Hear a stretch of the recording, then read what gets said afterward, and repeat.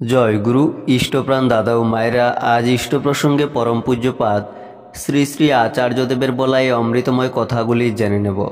তিনি বলেছেন, মানুষের কাছে না গেলে মানুষকে ভালোবাসা যায় না, আর মানুষকে ভালো না বাসলে ঈশ্বরকে ভালোবাসা অনেক দূরের কথা। তাই প্রতিটা দাদা মায়েরা আপনারা একটা দিন করে বেরোবেন, ঠাকুরের কাজ করবেন, দেখবেন জীবনটা গুটি পোকার ওই জ্বর থেকে একটু একটু করে বেরিয়ে আসছে। আমাদের মনটা হলো রেলগাড়ির মতো, কখনো সে সামনের দিকে এগোয়, কখনো পিছনের দিকে।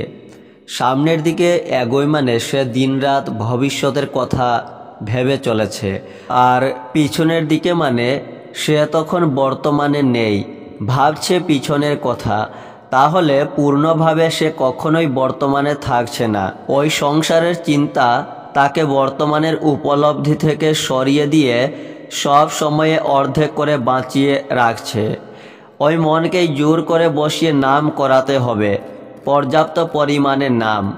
48 ঘন্টা এরকম করলেই টের পাওয়া যাবে মনের পরিবর্তন ঘটে গেছে। সংসারে সব কিছুর মধ্যে থেকেই মানুষকে ভালোবাসতে ইচ্ছা করবে। একেই বলে বুক টান করে বাঁচা। আগে নিজের চাহিদা পূরণ করে তারপর অপরের চাহিদা যোগান দিতে যেতে হয়।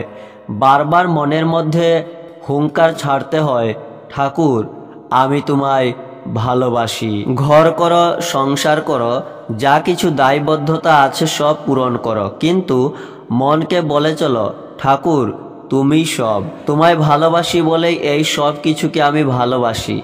দেখবে এই সংসারটাই কেমন করে দায় থেকে মুক্ত হয়ে লক্ষ্য পূরণের আনন্দে নেচে উঠছে। তথ্যগুলি আলোচনায় চৈত্র 1430 হইতে সংগৃহীত। জয় গুরু।